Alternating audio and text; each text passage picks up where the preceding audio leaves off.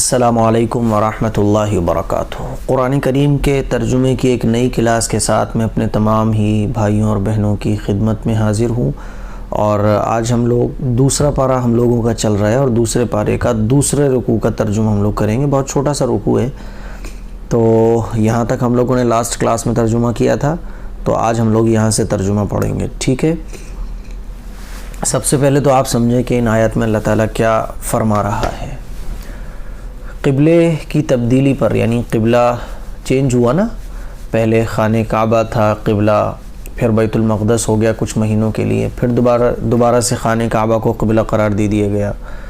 تو قبلے پر جو ہے نا وہ بہت سارے لوگ اعتراض کر رہے تھے، ہے نا، تو ان کے اعتراض پر اللہ تعالیٰ نے یہ آیت نازل فرما کر مسلمانوں کو یہ ہدایت دی ہے کہ ہر مذہب کے لوگوں نے اپنے اپنے قبلے بنا رکھے ہیں۔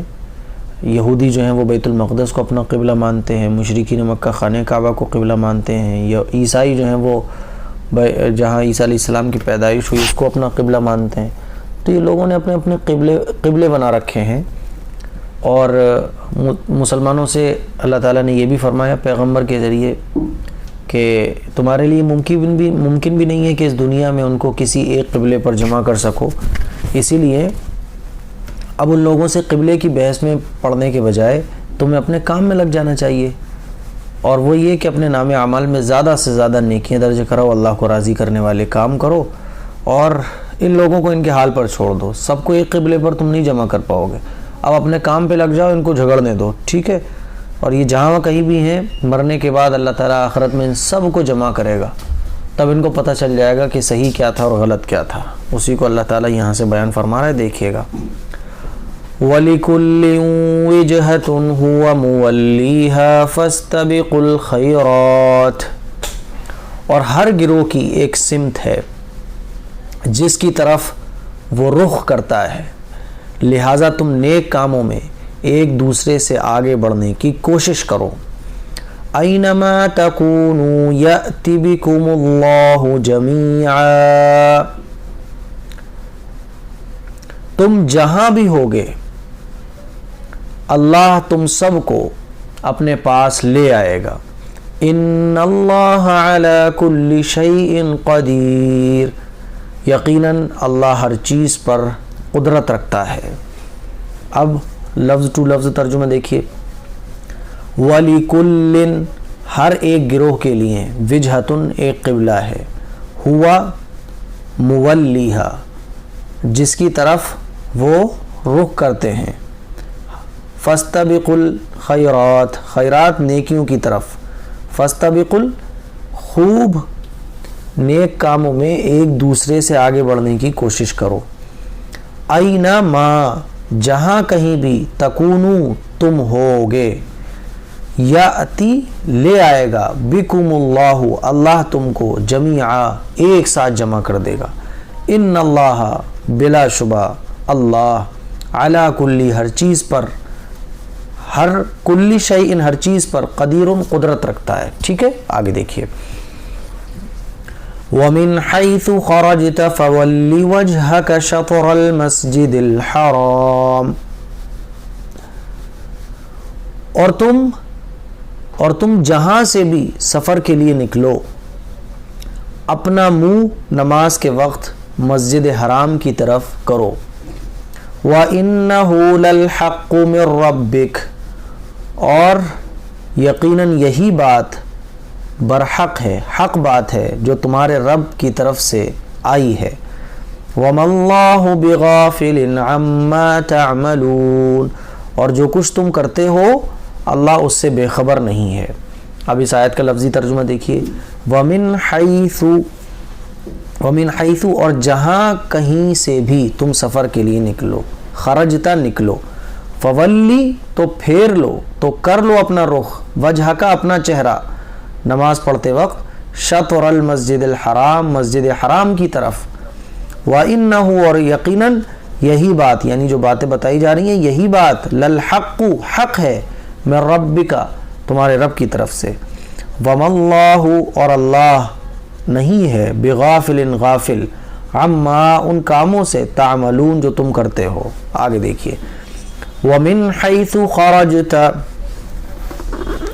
فَوَلِّ وَجْهَكَ شَطْرَ الْمَسْجِدِ الْحَرَامِ، اور جہاں کہیں سے بھی تم نکلو، فَوَلِّ وَجْهَكَ شَطْرَ الْمَسْجِدِ الْحَرَامِ، اپنا منہ مسجد حرام کی طرف کرو. وَحَيْثُ مَا كُنْتُمْ فَوَلُّوا وُجُوهَكُمْ شَطْرَهُ، اور جہاں کہیں بھی تم ہو، ٹھیک ہے، اور جہاں کہیں بھی تم ہو اپنے چہرے کو اسی کی طرف رکھو. لِأَلَّا يَكُونَ لِلنَّاسِ عَلَيْكُمْ حُجَّةٌ، تاکہ لوگوں کو تمہارے خلاف حجت بازی کا موقع نہ ملے. إِلَّا الَّذِينَ ظَلَمُوا مِنْهُمْ، البتہ ان میں سے وہ لوگ جو ظلم کرتے ہیں. فَلَا تَخْشَوْهُمْ وَاخْشَوْنِي، البتہ وہ لوگ جو ان میں سے ظلم کرتے ہیں وہ کبھی خاموش نہیں ہوں گے. فَلَا تَخْشَوْهُمْ وَاخْشَوْنِي، تو ان کا کچھ خوف نہ رکھو، میرا خوف رکھو. وَلِأُتِمَّ نِعْمَتِي عَلَيْكُمْ وَلَعَلَّكُمْ تَهْتَدُونَ، تاکہ میں تم پر اپنا انعام مکمل کر دوں اور تاکہ تم ہدایت پالو. آگے دیکھیے ایک آیت اور ہے، كَمَا أَرْسَلْنَا فِيكُمْ، پہلے جو ہم نے ترجمہ کیا ہے اسی کو دیکھ لیں آپ، ٹھیک ہے. دیکھیے اللہ تعالیٰ یہاں سے فرما رہا ہے وَمِنْ حَيْثُ، لفظ ٹو لفظ ترجمہ دیکھیے، وَمِنْ حَيْثُ خَرَجْتَ، اور جہاں کہیں سے بھی تم سفر کے لیے نکلو، ٹھیک ہے. فَوَلِّ وَجْهَكَ شَطْرَ الْمَسْجِدِ الْحَرَامِ، فَوَلِّ تو تم، وَجْهَكَ تو تم کر لو، وَجْهَكَ اپنے منہ کو، شطر المسجد الحرام مسجد حرام کی طرف. یہ قبلے کے حکم کی تاکید کی جا رہی ہے، یعنی تاکید کے ساتھ یہ حکم دیا جا رہا ہے کہ اب تمہارا قبلہ جو ہے وہ خانہ کعبہ ہے اور ہمیشہ کے لیے وہی تمہارا قبلہ رہے گا. یہ اللہ تعالیٰ نے بار بار جو حکم دیا ہے نا کہ مسجد حرام کی طرف رخ کر لو اور ادھر کی طرف منہ کرو، تو یہ حکم کو بار بار کہنے کا مطلب یہ تاکہ اس کی تاکید ہے نا، اس کی اہمیت. وَحَيْثُ اور جہاں، ما کنتم جہاں کہیں بھی تم ہو، فَوَلُّوا تو تم اپنا رخ کر لو، وجوہکم اپنے چہروں کو کر لو، شطرا اسی کی طرف یعنی مسجد حرام کی طرف. لِأَلَّا يَكُونَ لِلنَّاسِ عَلَيْكُمْ حُجَّةٌ، لِأَلَّا اللہ تعالیٰ فرما رہا ہے جہاں کہیں بھی ہو، سفر میں ہو کیا کہیں بھی ہو، تو مسجد حرام ہی کی طرف رخ کر کے نماز پڑھو، یعنی خانہ کعبہ کی طرف. کیوں پڑھو؟ لِأَلَّا تاکہ نہ ہو، يَكُونَ لِلنَّاسِ لوگوں کے لیے، تاکہ نہ ہو للناسی لوگوں کے لیے، علیکم تمہارے خلاف حجت. جب بیت المقدس کی طرف رخ کر کے نماز پڑھنے کا اللہ نے حکم دیا تو یہودیوں نے بڑا یہ کہا کہ دیکھو ہمارا دھرم ہی اچھا تھا، تبھی تو دیکھو مسلمان بھی ہماری بات ماننے لگے. مشرکین مکہ نے یہ کہا کہ دیکھو انہوں نے ابراہیم علیہ السلام کے قبلے کو چھوڑ دیا، طرح کی باتیں کی. تو اللہ تعالیٰ فرما رہا ہے اب تم جہاں کہیں بھی ہو خانہ کعبہ کی طرف رخ کر کے نماز پڑھو. اور اللہ اور یہ جو تمہیں حکم دیا جا رہا ہے کیوں؟ تاکہ لوگوں کو کوئی تمہارے خلاف حجت بازی کرنے کا موقع نہ ملے. ہاں یہ تو خاموش ہو جائیں گے اب، ٹھیک ہے، لیکن الا الذین مگر وہ لوگ ظلموا جنہوں نے ظلم کیا، منہم ان میں سے جنہوں نے ظلم کیا ہے، یہ لوگ خاموش نہیں بیٹھیں گے، یہ تو تمہارے خلاف باتیں کرتے رہیں گے. تو تم ان کی باتوں کی پرواہ مت کرو، ان کو ان کے حال پر چھوڑ دو اور ان سے ڈرو بھی مت. یہ جو ظلم کرنے والے ان سے ڈرو بھی مت. فلا تخشوہم تو تم ان سے مت ڈرو، وخشونی مجھ سے ڈرو. تم مجھ سے ڈرو گے تو کیا ہوگا؟ وَلِأُتِمَّ تاکہ میں مکمل کر دوں نعمتی اپنی نعمتوں کو، علیکم تم پر، وَلَعَلَّكُمْ اور تاکہ میں تم کو تہتدون ہدایت دوں اور تاکہ تم ہدایت پالو. آگے دیکھیے كَمَا أَرْسَلْنَا فِيكُمْ رَسُولًا مِّنكُمْ يَتْلُو عَلَيْكُمْ آيَاتِنَا وَيُزَكِّيكُمْ وَيُعَلِّمُكُمُ الْكِتَابَ وَالْحِكْمَةَ والحکمت ویعلمکم ما لم تکونوا تعلمون۔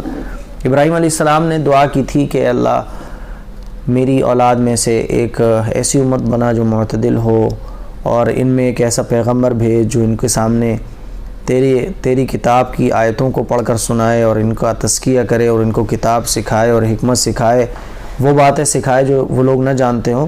تو اللہ تعالیٰ نے اس دعا کو قبول فرمایا، اور حضور علیہ السلام آخری پیغمبر بھیجے گئے ہیں نا، تو حضرت ابراہیم علیہ السلام کی اولاد میں سے تھے، تو اس دعا کی قبولیت کو اللہ تعالیٰ بیان فرما رہے ہیں، کما جیسا کہ ہم نے دعا کو قبول کر لیا ہے نا، اللہ تعالیٰ فرما رہا ہے کما جس طرح کے جیسا کہ ارسلنا ہم نے بھیجا فیکم تمہارے درمیان رسولم ایک ایسا رسول منکم جو تمہیں میں سے ہے، یتلو علیکم جو تمہارے سامنے تلاوت کرتے ہیں آیاتنا ہماری آیتوں کی ہماری نشانیوں کی، ویزکیکم اور تمہارا تزکیہ کرتے ہیں اور تمہیں پاکیزہ بناتا ہے۔ ہم نے تمہارے درمیانی میں سے ایک ایسا پیغمبر بھیجا جو تمہارے سامنے ہماری قرآن کی آیتوں کی ہماری نشانیوں کی تلاوت کرتا ہے، ویزکیکم اور تمہیں پاکیزہ بناتا ہے، ویعلمکم الکتاب اور وہ تمہیں کتاب سکھاتا ہے، والحکمہ اور حکمت سکھاتا ہے، ویعلمکم اور تمہیں وہ چیزیں سکھاتا ہے، ما لم تکونوا جن کو تم نہیں جانتے تھے، ما لم تکونوا تعلمون جن کو تم نہیں جانتے تھے، ٹھیک ہے، اور تمہیں وہ باتیں سکھاتا ہے جو تم نہیں جانتے تھے، فاذکرونی تو تم مجھے یاد کرو، اذکرکم میں تمہیں یاد کروں گا، واشکروا لی اور میرا شکر ادا کرو، ولا تکفرون اور میری ناشکری مت کرو۔